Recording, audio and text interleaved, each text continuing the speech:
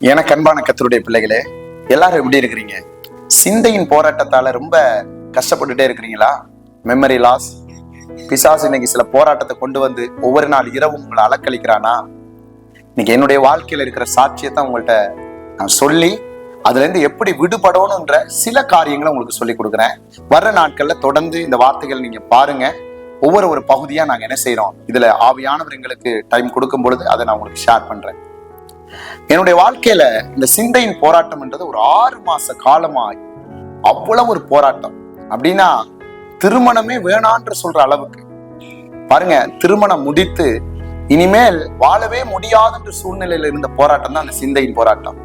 சிந்த நரம்பு மண்டலங்கள்ல சில சவுண்டுகள் அது வந்த உடனே என்ன செய்யும்னா, போஜன இச்சை, சரீர இச்சை, விபச்சார எண்ணங்கள், வேசித்தன எண்ணங்கள், அது போல இந்த உலகத்துல இருக்கிற அத்தனை பாவங்களையும் நான் செய்து வந்தேன். ஆனா எனக்கு தெரியல அது செய்யும் பொழுது இது பின்னாடி இவ்வளவு பெரிய பாதிப்பை ஏற்படுத்தும் அப்படின்னு. இன்னைக்கு இந்த சிந்தையின் பாருங்க போராட்டத்துல இருக்கிற பிள்ளைகளை நீங்க நல்லா கவனிச்சீங்கன்னா, உங்கள்ட்ட என்னெல்லாம் இருக்குன்னா, போஜன இச்சை இருக்கும், சரீர இச்சை இருக்கும், மாம்ச இச்சை இருக்கும். அது போல ஏதோ ஒரு பாவத்துல நீங்க அடிமையாகி அதுல இருந்து வெளியில வர முடியாதபடி நீங்க இருப்பீங்க. இப்ப அந்த பாவம் நீங்க என்னைக்கு உங்க ஆத்மாவையும் உங்க சிந்தைகளையும் கர்த்தரிடத்துல உண்மையாய் ஒப்பு கொடுக்க விரும்புறீங்களோ அப்பதான் அவன் தன்னுடைய வேலையவே ஆரம்பிப்பான். அதுவரை உங்களை விட்டுருவான். நீங்க எல்லா பாவமும் உங்க சுய இச்சைகளின்படி செய்து வருவீங்க. ஏன்னா அதுதான் அந்தகார பிரபுவின் ஆவி. என்ன பாஸ்டர், இந்த சிந்தையின் போராட்டம் அவன் கண்ட்ரோல்ல இருக்கு. அதுக்கு எங்க பாஸ்டர் வசனம் இருக்கு? எடுத்து வாசிங்க. எபேசியர்கள் நிருபம் 2வது அதிகாரம் 1-2 சொல்லுது, அக்கிரமங்களினாலும் பாவங்களினாலும் மரித்தவர்களாய் இருந்த உங்களை உயிர்ப்பித்தார். அவைகளிலே நல்லா கவனிங்க, நீங்கள் முற்காலத்திலே இவ்வுலக வழக்கத்தின் ஏற்றபடியாகவும் கீழ்ப்படியாமை பிள்ளைகளிடத்தில் இப்பொழுது கிரியை செய்கிற ஆகாயத்து அதிகார பிரபுவின் ஆவிக்கேற்றபடியாகவும் நடந்து கொண்டீர்கள். அப்ப இந்த ஆகாய அதிகார பிரபு யாருன்னா, அதான் அந்தகார சங்கிலிகள். அவன் தான் சிந்த மண்டலத்துக்கு டைரக்டா உங்களுடைய ஆளுமையை கையில எடுக்கிறது. இப்ப இந்த சிந்த மண்டலங்களை கையில எடுத்துட்டா நீங்க அல்ல, அவன் உங்களை இயக்க ஆரம்பிப்பான். பைக் ஓடும் பொழுது நீங்க ஓட மாட்டீங்க.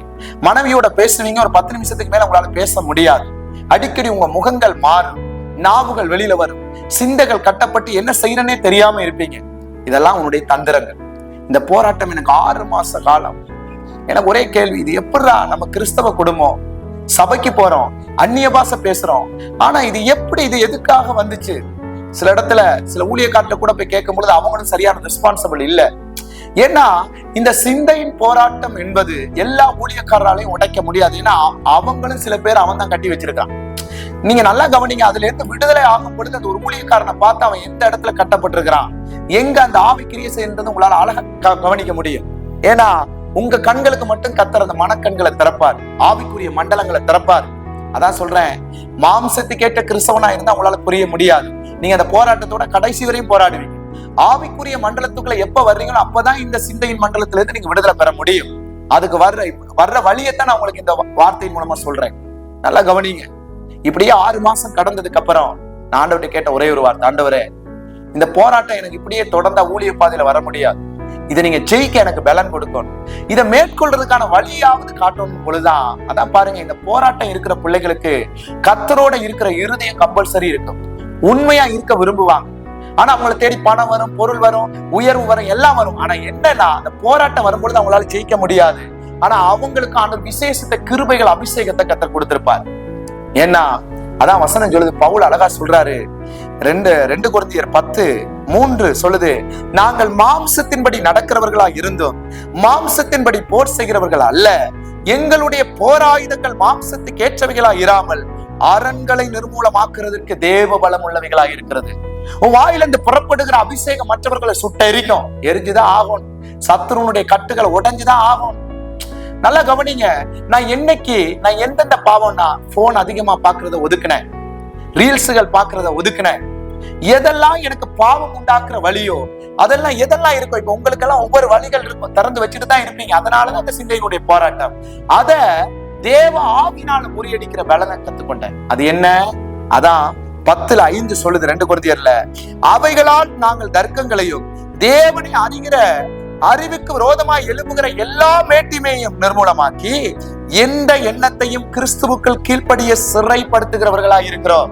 அப்ப அந்த சிந்தைகள் நீங்க இயேசுக்குள்ள கொண்டு வரும்போது உங்க மேட்டிமை உடையும், உங்க ஜென்ம சுபாவம் உடையும், தாழ்மை உள்ள வரும், பரிசுத்தம் வரும், தேவனுக்கு பயப்படுகிற பயம் வரும்.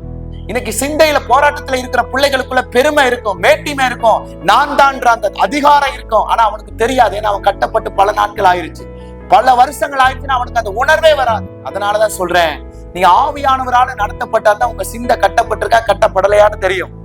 சிந்தை கட்டப்பட்டிருந்தா என்ன செய்வீங்க? பாவத்துக்குள்ள போயிட்டு தான் இருப்பீங்க, விபச்சாரம் செய்வீங்க. ஆனா நீங்க இல்ல, உங்க சிந்தை உங்க சரீரத்தை அவன் ஆளுகைக்குள்ள எடுத்திருப்பான். அதனாலதான் சொல்றேன், இப்படிப்பட்ட பிள்ளைகள் தேவ வசனத்தை அதிகமா கேட்க பழகுங்க, நடக்கும் பொழுது ஜெபிக்க பழகுங்க, இரவும் பொழுது படுத்திருக்கும் போது அவரோட உங்க இருதயத்துல பேச பழகுங்க, வாயில பரிசுத்தமான வார்த்தைகள் வரட்டும். இந்த சிந்தையில உலகத்துல எந்த பாவத்துக்குள்ள எல்லாம் சிறப்பட்டு இருந்தீங்களோ அதெல்லாம் தேவ சாயலுக்கு கொண்டு வாங்க. நான் அதுக்கப்புறம் பாருங்க, இந்த 6 மாசங்கள் போராட்டத்துல யாருக்கு ஒப்பு கொடுத்து பாடல்கள், நல்ல ஆவிக்குரிய பாடல்கள், அபிஷேக பாடல்கள், பொய்களை தூரப்படுத்தி, இச்சைகளை தூரப்படுத்தி, போஜன ஆசைகள் எல்லாத்தையும் தூரப்படுத்தி படிப்படியா வர ஒப்பு கொடுத்தேன். இன்னைக்கு கர்த்தர் நல்லா கவனிச்சு கொள்ளுங்க, அந்த கட்டுல இருக்கிற பிள்ளைகளை தான் உள்ள வர்றதுக்கு முன்னாடியே விடுதலையாகும். அவனுடைய தந்திரத்தை பார்க்க, அவன் எந்த இடத்துல கட்டப்பட்டிருக்கிறானோ மந்திரங்கள், ஏவல்கள், வில்லிசுனிய கட்டுகளை உடைக்கிற அதிகாரத்தை கர்த்தர் கொடுத்தாரு. ஏன் தெரியுமா? நீ எந்த போராட்டத்துல போராடுறியோ அதுலதான் அவனை ஓட ஓட வரட்டுவேன். ஏன் தெரியுமா? அதுலதான் எங்களுடைய பேராயுதங்கள், நல்லா புரிஞ்சு கொள்ளுங்க, மாம்சத்துக்கு ஏற்றவைகளாக இராமல் அரண்களை, பிசாசுடைய கட்டுக்களை உடைக்கிற ஒரு பாருங்க ஒரு வல்லமையை கர்த்தர் கொடுப்பாரு. நீ ஜெபிக்கும் பொழுது வாயிலிருந்து வல்லமை பட்சிக்கும், அக்கினி எரியும். நீ இந்த அரணை உடைக்கிற அந்த ஆவிக்குரிய மண்டலத்துக்குள்ள வந்துட்டனா அந்நிய பாஷையினுடைய ஆவியை கொடுப்பாரு. நீ அந்நிய பாஷைகளில் இரவு நேரத்துல பேச பேச பேச உன் சிந்தை பரிசுத்தமாகும். உலக காரியங்களை விட்டு ஆவிக்குரிய மண்டலத்துக்குள்ள வந்துருவேன். ஆனா நீ அந்த மண்டலத்துக்குள்ள வந்ததுக்கு அப்புறம் மாம்சத்துக்குரிய மண்டலத்தை பார்க்க கூடாது, போனுக்கு இடம் கொடுக்க கூடாது, தவறான நபர்கள், தவறான உபதேசங்கள், கர்த்தருக்கு பிரியமில்லாத காரியத்துக்குள்ள வரக்கூடாது. நீங்க உள்ள வந்து பாருங்க, இன்னைக்கு சிந்தையினுடைய கட்டை எப்படி உடையுதுன்னு பாருங்க. இன்னைக்கு அந்த கட்டு கர்த்தர் உடைச்சதாலதான் இன்னைக்கு உங்களுக்கு முன்னாடி தைரியமா பேசுறேன், விசுவாசத்தோட பேசுறேன். உங்க போராயுதங்கள் அரண்களை நிர்மூலமாக்கட்டும். இது வரைக்கும் எதெல்லாம் வழி திறந்திருக்கிறியோ அதெல்லாம் அட, வசனத்தை கொண்டு அட, போனை எடுக்காத, இரவு நேரத்தை கர்த்தருக்கு கொடு, ஆவியானவரோட நட, உன் இருதயத்தை பரிசுத்தப்படுத்து. இங்க பரிசுத்தப்படுத்தி இந்த குப்பைகள் அகற்றினா கர்த்தர் உள்ள வருவாரு. உன் சிந்தையை பரிசுத்தாவியான ஒரு ஆளுகை செய்வார். அதான் லூக்கால ஒரு வசனம் சொல்லுது, உங்கள் சிந்தையோடு ஆராதனை செய்யுங்க, முழு பலத்தோட இல்ல, முழு சிந்தையோடு. அது பரிசுத்தமாக்க உங்களை ஒப்பு கொடுங்க, கர்த்தர் பெரிய காரியத்தை செய்வாரு. இன்னைக்கு இந்த சிந்தையில போராட்டத்துல இருக்கிறவங்க தொடர்ந்து ஆவிக்குரிய பாதையில, ஆவிக்குரிய மண்டலத்துல வர விரும்பினா எங்களுடைய ஆன்லைன் பிரேயர்ல கலந்து கொள்ளுங்க. கீழே எங்களுடைய டிஸ்கிரிப்ஷன்ல எங்களுடைய நம்பர் இருக்கும், வாட்ஸ்அப்ல நீங்க கால் பண்ணுங்க. தொடர்ந்து இரவு நேரத்துல பிரேயர்ல கலந்து கொள்ளுங்க. எந்த தேசத்துல இருந்தாலும், எந்த மாவட்டத்துல இருந்தாலும் தொடர்ந்து வாங்க. சீக்கிரமாய் கர்த்தர் இந்த சிந்த மண்டலத்திலிருந்து விடுதலை கொடுத்து, பிசாசனுடைய கட்டுகளை உடைக்கிற ஒரு வல்லமையை கொடுத்து கர்த்தர் உங்களை அடுத்த கட்டத்துக்கு கொண்டு போவாரு. சோர்ந்து போகாதீங்க, கர்த்தருடைய சமூகத்துல காத்துருங்க. இன்னும் உங்களுக்கு ஏதாவது டவுட், கேள்விகள் இருந்தா வாட்ஸ்அப்ல தெரியப்படுத்துங்க.